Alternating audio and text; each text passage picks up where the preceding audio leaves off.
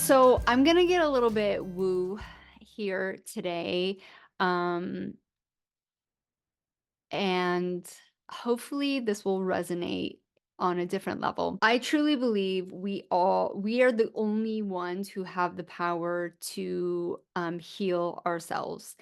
Do I believe that there's amazing, great healers and coaches and leaders that can support us? Absolutely. Is it necessary? I would say almost all the time, yes. It's important to have people who quote unquote know more than you, who are just a little bit ahead on like the path to like almost kind of be like, "Hey, keep going." Like you're here, you're on the right path. You just got to do it a little bit longer, or maybe you need to pivot this way, or like take this left turn there. I think that's really beneficial. Um, I think there's 2 reasons, 2 things that I think that's why it's important is because, 1, it, like, holds you accountable, and also gives you proof that it's doable, which is almost essential for everyone starting off in their journey. Until you get to a certain point in that journey when you realize, and this is the woo part, so bear with me, when you realize that everything is made up, like it's literally made up. And even though there's some real tangible obstacles in our way, you can get through them, or you can literally eliminate them. But while you're on your path and you're walking and you're still kind of the best way I can like relate it is like just kind of still like blinders on to like, well, this is the physical world and this is how the physical world works. End of story, right? Where when you start getting into a more mindset with or without spirituality, I think it helps to kind of get that woo or like more entrusting into the God, the God, the universe, the spirit, that the understanding that there is more than these 4 walls. There's more than the skin, right? It's easier to expand those blinders and create the reality that you want to create. In some conversations that I've been having, especially with one-to-one client, um, it's the ability for a coach, a healer, all that, to be able to hand you a thought, like a vibration, an ideal, like even like a path, like a gut health action plan, to hand that to you, um, is is life changing for one. But the true magic lies is when you're able to take it and expand it and make it and do it, right?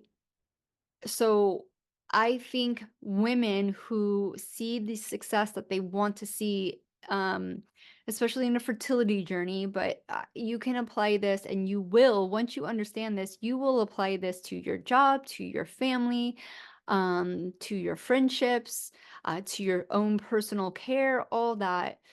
Um, Having that gift given to you, whether you want to call it a vibration or if you want to call it, something that's tangible or not tangible, taking that and like almost rising up and actually creating it, making it happen. I heard someone say that they're matching that vibration that you're handing to them. Like, so the healer or the coach is like, here is this amazing belief that you can radically change your fertility diagnosis. Um, Obviously doing the physical steps we need to do here on earth, and you going, brilliant. I'm going to rise up to that occasion. I'm going to rise up to that vibration. I'm going to work hard to get my mindset that not only am I faking it till I'm making it, I truly deeply believe it.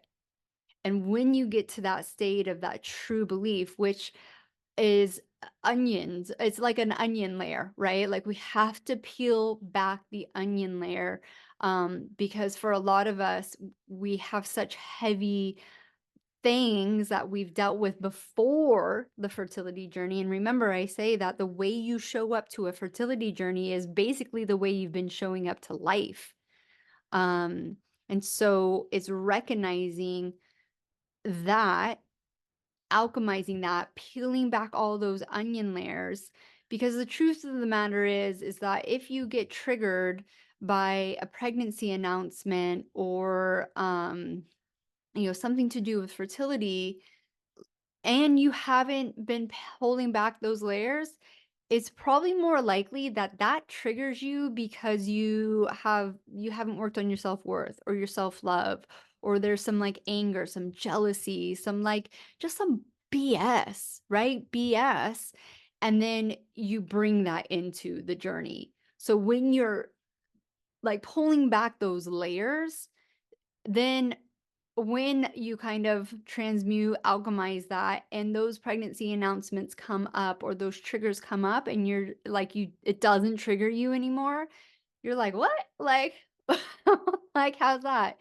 And it's really just because you've done some inner work, whether it was big stuff or little stuff, whether you've been doing breath work or meditation, or you've just been simply doing affirmations, or, even when you come in and do one-to-one with me and we're doing Psych K or the body code, um, it all adds up.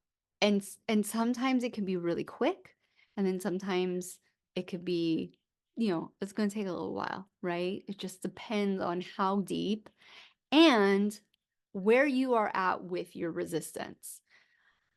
I think there is a small portion of people in the community, that when they start working with me and diving into the material, they're like, didn't sign up for this.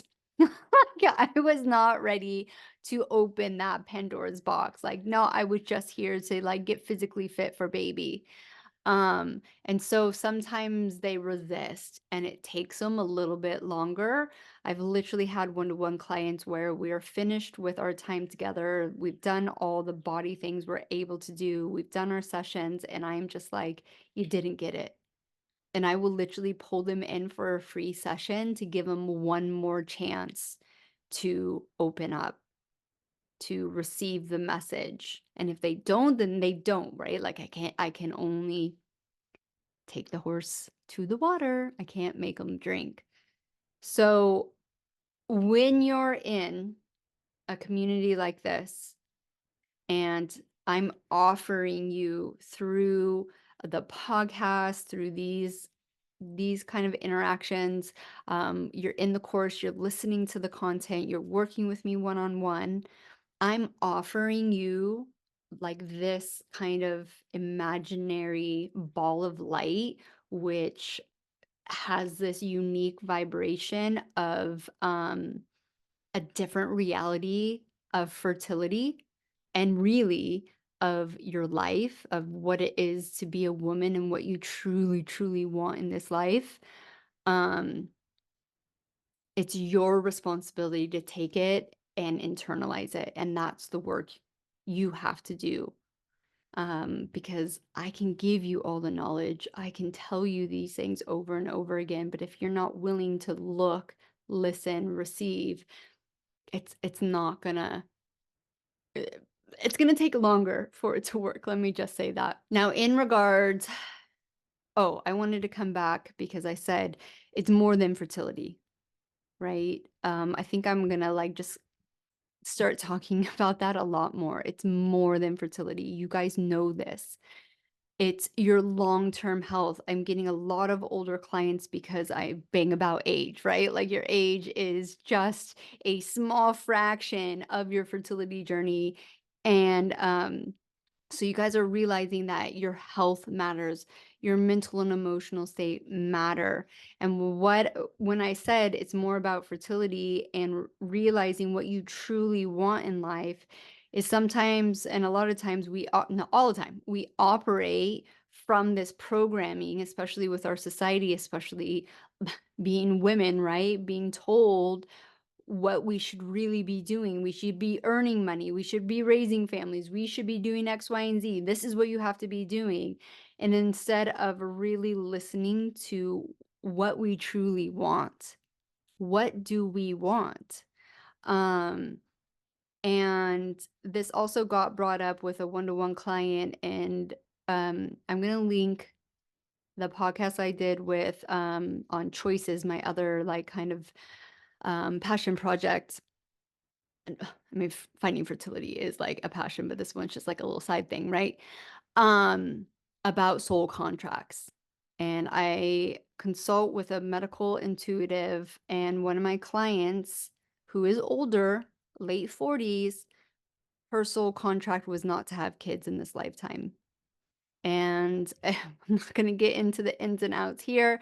I ask trust me, I asked as many questions as I possibly could about a damn soul contract. And I'm actually going on to Abigail's platform and talking more about soul contracts. So I'll come back and link that for people who watch that, or you guys will get emailed too. But one of the things that I talked about is like, well, or why she might have changed her mind in the soul contract. And Abigail brought up, well, it might be because she thinks she's dictating to what society tells her that she needs to do, or someone in her life, her partner or her mother or her sisters, like whatever, um, put that pressure on her. And so it could be a two-factor thing, like she's just doing it because that's what she thinks she needs to do, or she truly has changed her mind, and you can renegotiate your contract. Which opened up another whole, like, line of questioning. So, if this is, like, sparked you and you're like, "I need to hear," the link is below. But coming back to really internalizing what you truly want, and as someone who was I can 100% guarantee I was soul contract to have children in this lifetime. Children have always been a huge, huge part of my life. I'm one of the eldest of like 20 plus grandchildren. My first career was early education. I've been working with children.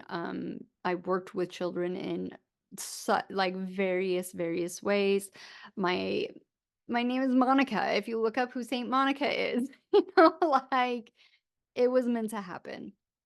And I always say in my fertility journey, why I fought so hard for it was I never personally felt that it was this, like, deep desire to become a mother. It was more like someone told me that I couldn't do it, so I was gonna prove them wrong. But as I'm softening, it's probably a combination of both. Like, my babies were up there. They're like, "Get your shit together. We're coming, mama." But what I have realized in motherhood, in entrepreneurship, a lot of the things, even including motherhood, there was some societal things that I thought I wanted, um, that ends up I didn't actually want. Um, so it's really important. I know this is like next level. Like, you're probably like, Monica, I'm just here to get pregnant. Just get me pregnant. I get it. But if we can do a little bit deeper, so soul searching during this journey, during this time of healing. And I know a lot of you have secondary infertility or secondary fertility issues. So you already have kids, but this is a really good opportunity. And the women who are waiting for their first, you have more time. You have more time on your hands until the first one comes, second one, third one. I have a one-to-one client that's going for her fourth, right? Um, so obviously every child that you have is going to take up more time and space, leaving less for yourself.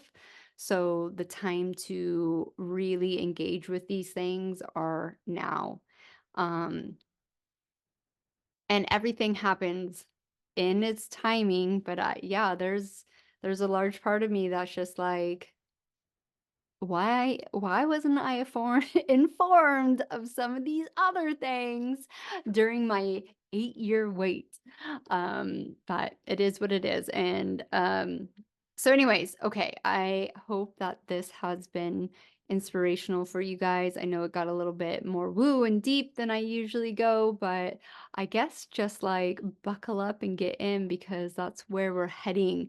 I, um I truly, truly believe that I had to go through the physical things so I can do both, right? And that's many practitioners don't really have that. They hyper focus on one or the other.